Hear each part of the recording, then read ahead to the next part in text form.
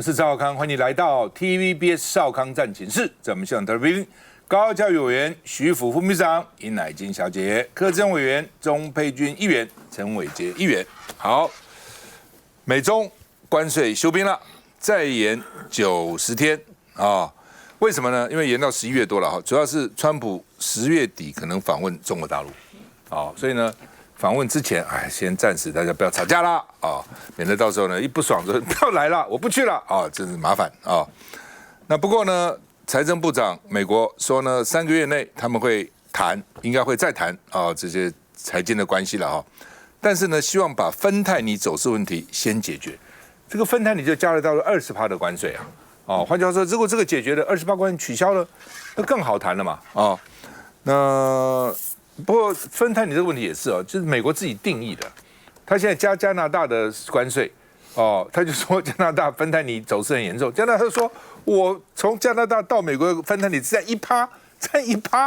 其他90%都不是我加拿大去的，管你的1%要处罚你他要处罚就处罚了那另外呢，11号昨天签的行政命令。休兵再延90天到11月10号那10月底川普可能去不过大陆压力还是很沉重了那另外呢，美国持续大陆产品科10%的对等关税但是其他的关税还有效所以呢，大概要30%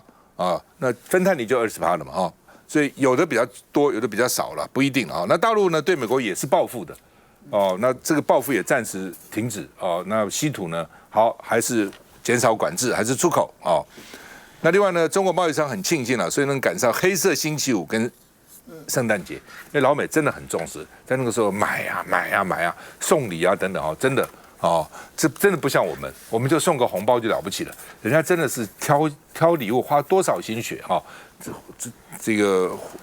圣诞节、耶诞节，甚至结婚、什么生孩子，然后那个新年就送礼物，送得非常的勤快所以这个时候赶快出货那另外呢，习近平跟巴西鲁拉通电话因为巴西被川普课了50%的关税说各国要反保护主义，换句话说，反对美国的，他们现在不讲反对美国了，要反对保护主义，通通集结起来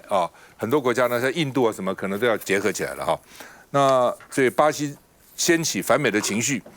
而且他的总统鲁拉说，川普不是世界的皇帝，在美国做皇帝就好了，不要到世界来而且呢，巴西人都认为川普是公报私仇，是伪装成贸易行动的政治报复。其实也是，川普也没有跟你掩饰的，我喜欢你就喜欢，我不喜欢你就不喜欢你他就这样子那路透社也宣布说呢，巴西宣布砸55亿美元救巴西的出口商而且中国呢。这个也现在正在寻求跟外交稳定关系良好的国家建立多元化的供应链说我卖给你或者我供应给你那印度也被课征50%的关税，印度说你这像是贸易禁运一样，50%就不要卖你了嘛，你加了50%卖什么东西呢？等于是贸易等于是停止了所以呢，这个莫迪呢，他现在。印度制造的产业链受到很大的影响那但是呢，因为对印度加50%的关税，让莫迪、普丁、习近平在上海经济合作会同样亮相这3个都是很重要的这个国家那就你逼着他结合在一起嘛，就变成这样子嘛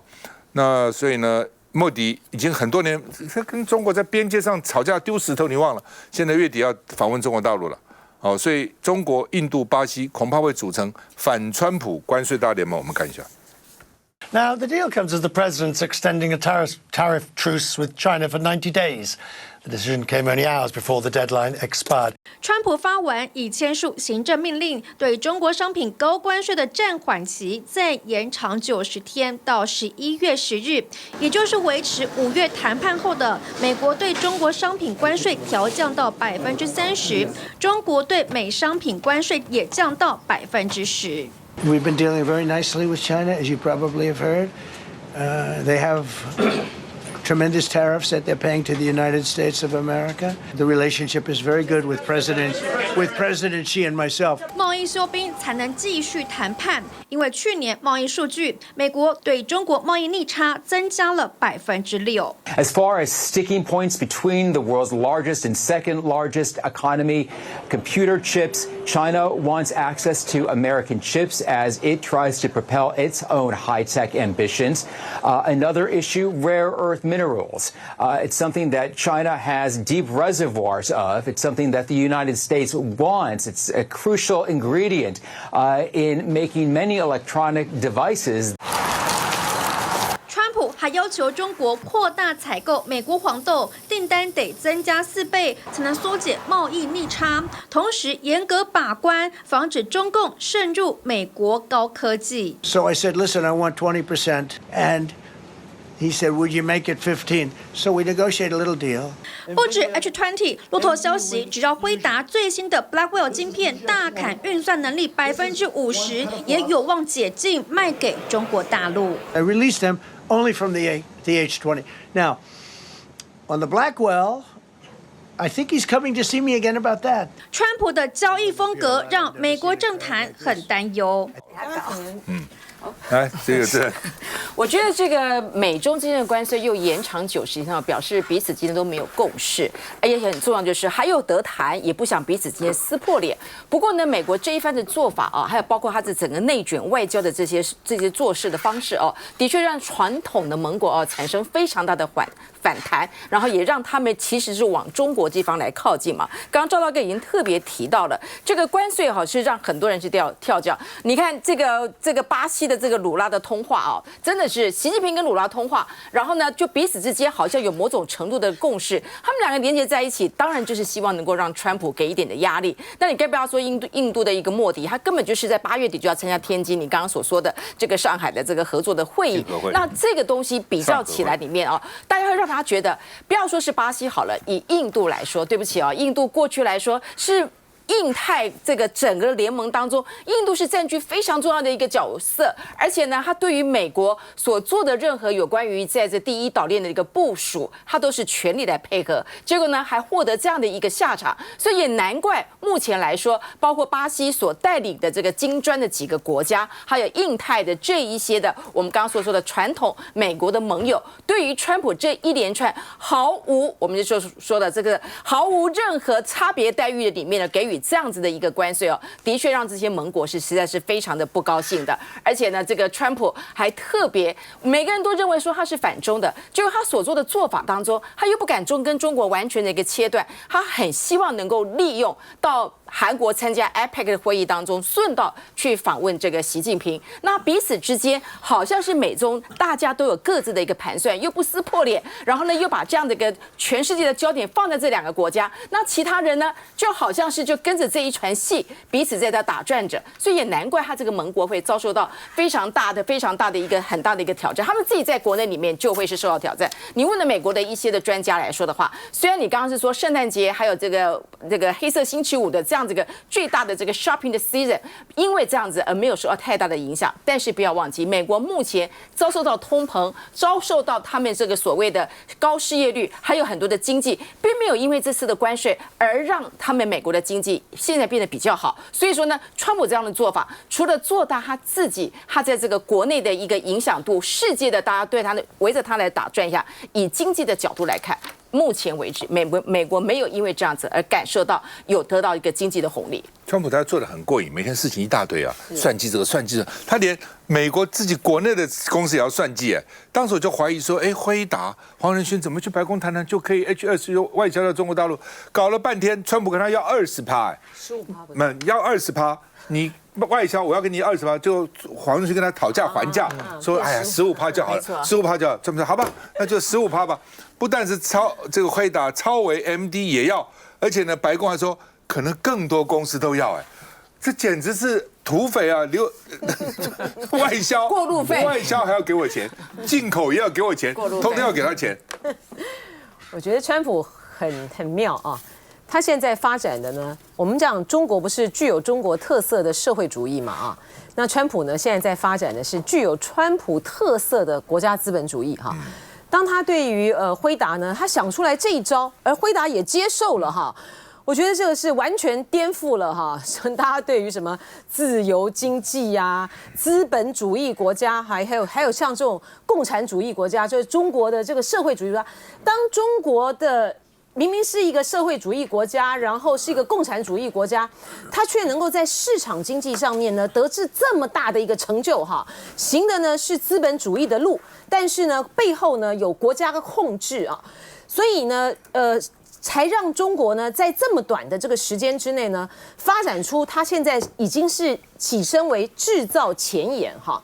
所以川普呢这一招，他现在等于是用横征暴敛的手段啊，然后去跟各国呢大开这个关税战，然后呢又采取要去跟这个辉达争这个15%的这个过路费哈保护费。所以他这样子的这种具有川普特色的国家经济主义，在对于施加在他们自己国内的产业跟其他的国家的这种关税对待上的时候，我们就可以看出来，川普这一整盘棋啊，当国家与国家之间，它没有实际上发生热战，就像是俄乌战争，然后以哈这种战争的冲突的时候，其实经济战呢，就是决定呢在下一个阶段。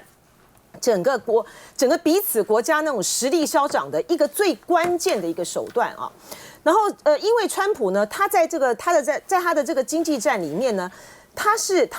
想到的呢，就是用钱、用经济利益、用保护美国在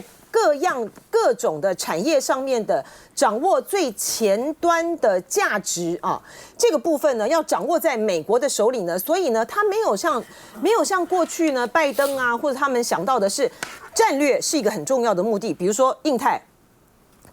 的这个架构，好，他不考虑这个的哈。他因为不考虑这个问题，所以说才会对于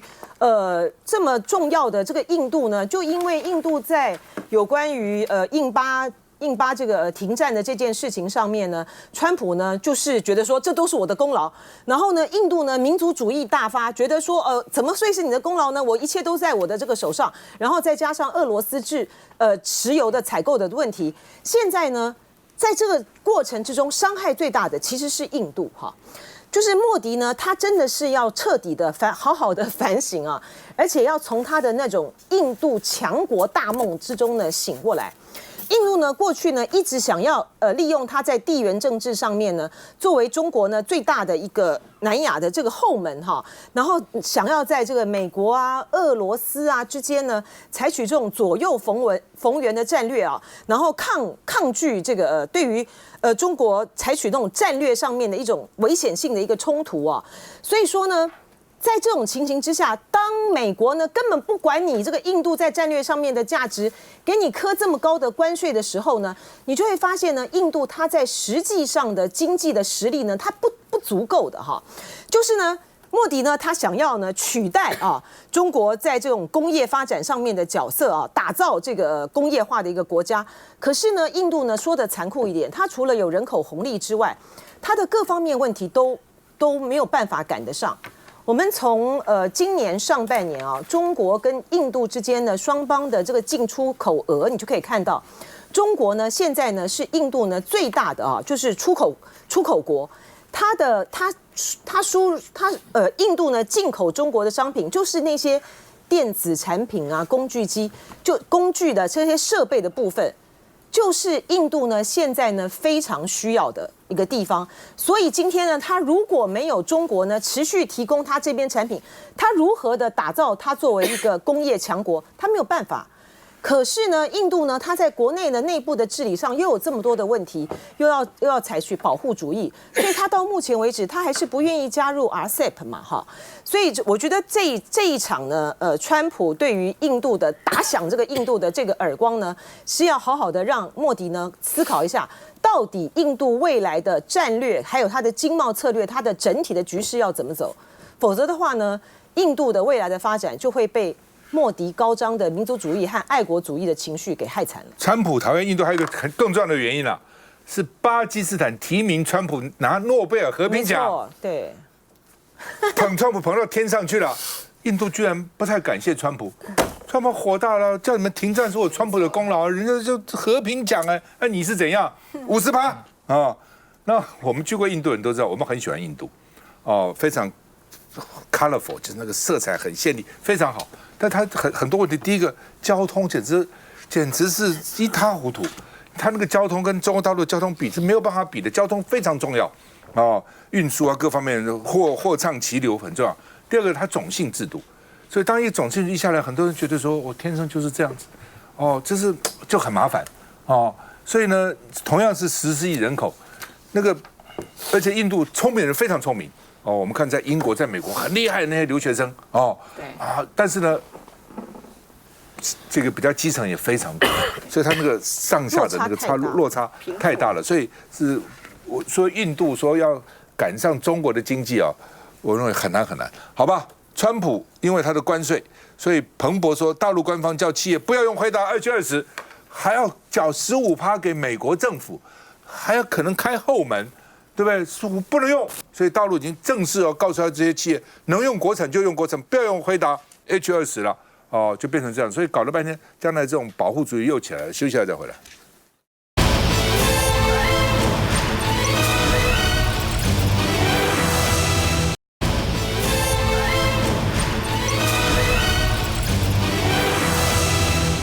好，那么卓荣泰说呢，台美关税谈判到最后阶段会说明，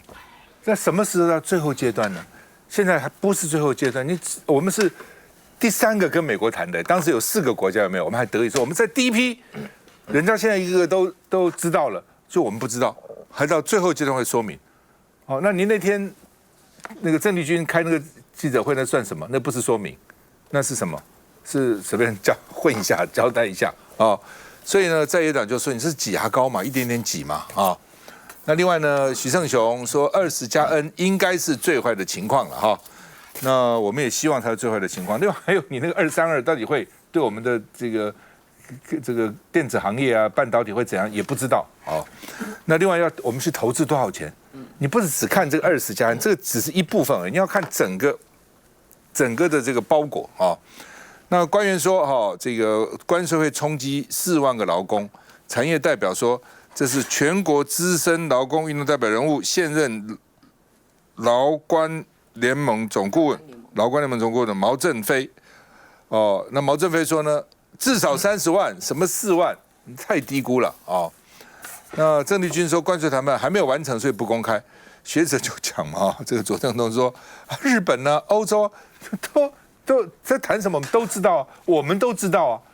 对不对？这是站不住脚的嘛。为什么只有台湾要保密呢？其他人都不必保密啊、哦？那民进党说政府已经穷尽努力透明公开，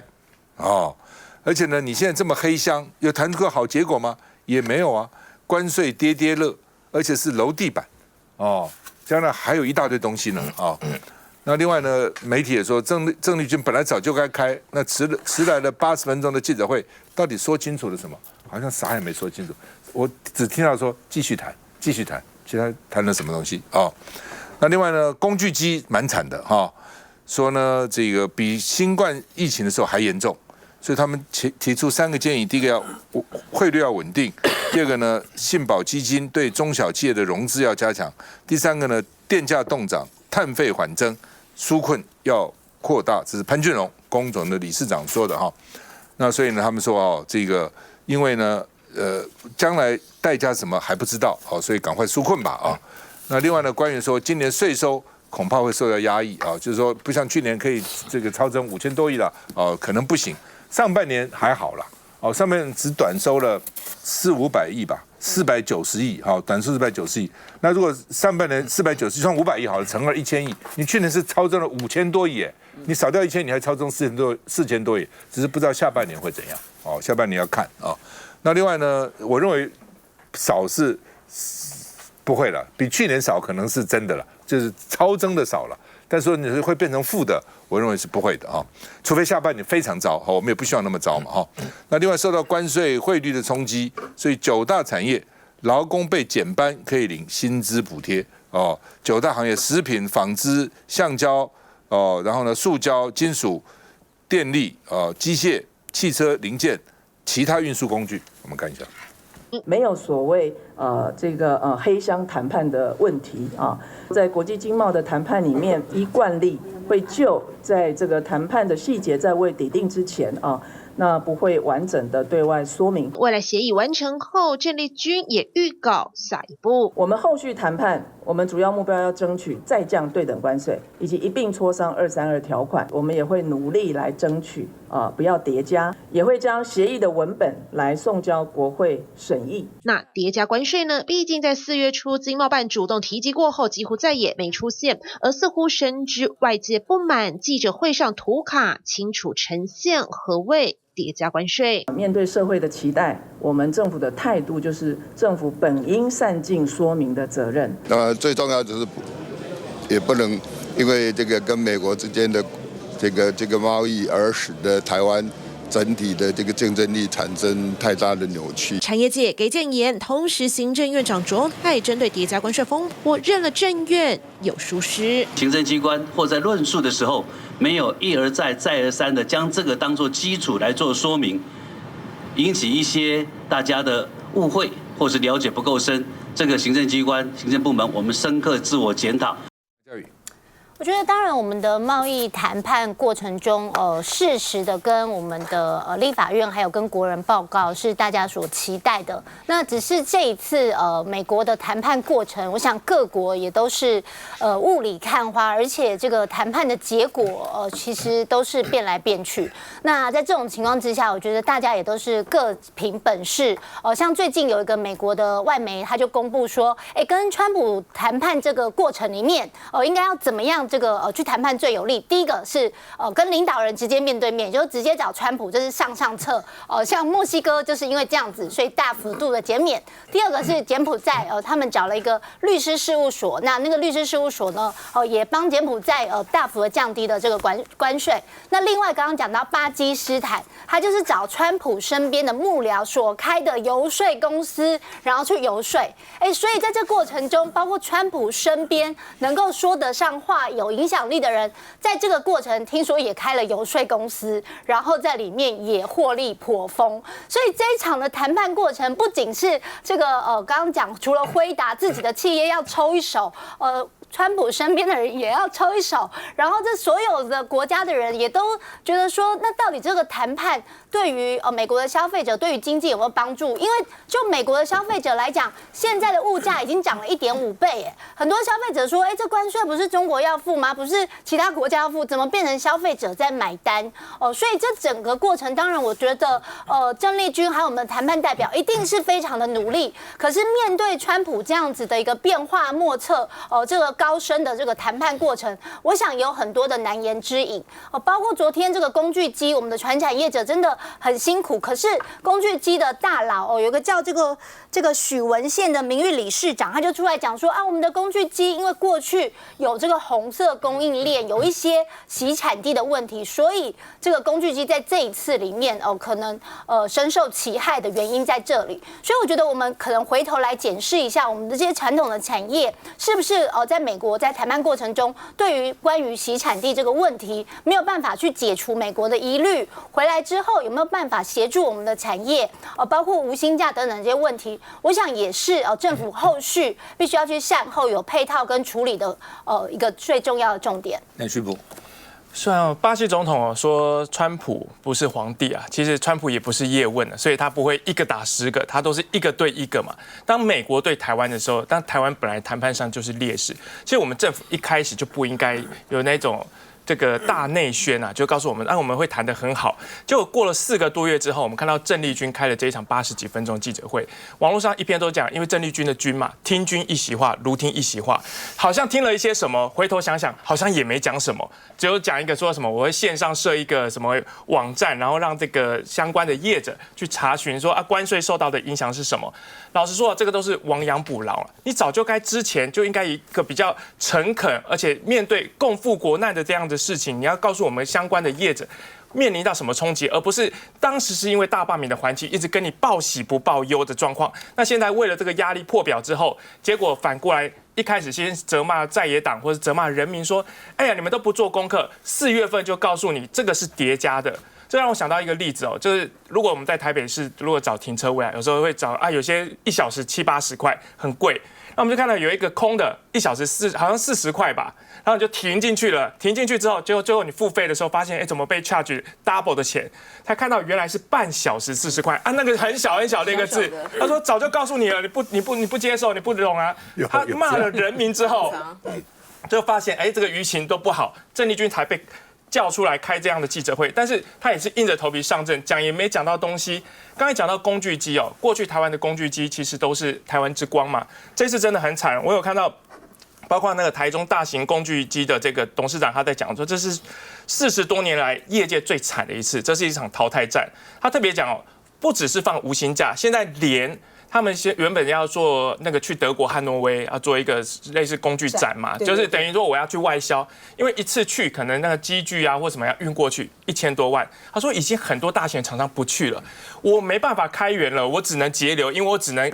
讲真的就是看大家能撑多久活多久这样的状况。然后他又说，政府你现在告诉我说现在才告诉我们遇到冲击，所以你们要赶快去美国设厂啊，这样子就不会被课关税啦，这是不是很好呢？就他说。这个其实这个都太晚了。第一个，美国自己就有中低阶的这些工具机产业，那日本呢，20-30年前就已经投资过去了。台湾现在要过去都已经太晚了。那现在怎么办？现在面临3大冲击。第一个，新台币升值就不用讲。再来呢，因为台湾的关税不透明，不知道你要叠加到多少，国外的业者也不敢投资也在观风向。那国内它的下游企业，比如说什么自行车啊、汽车产业，也觉得自己困境很难，也不下单。所以我觉得像工具机产业只是一个缩影，但是这是我们政府4个多月来为了大罢免掩盖出来的问题。不，基本上就是因为拖太久了。譬如说，你看现在那个海关呢，都是进口车。特别是美国车，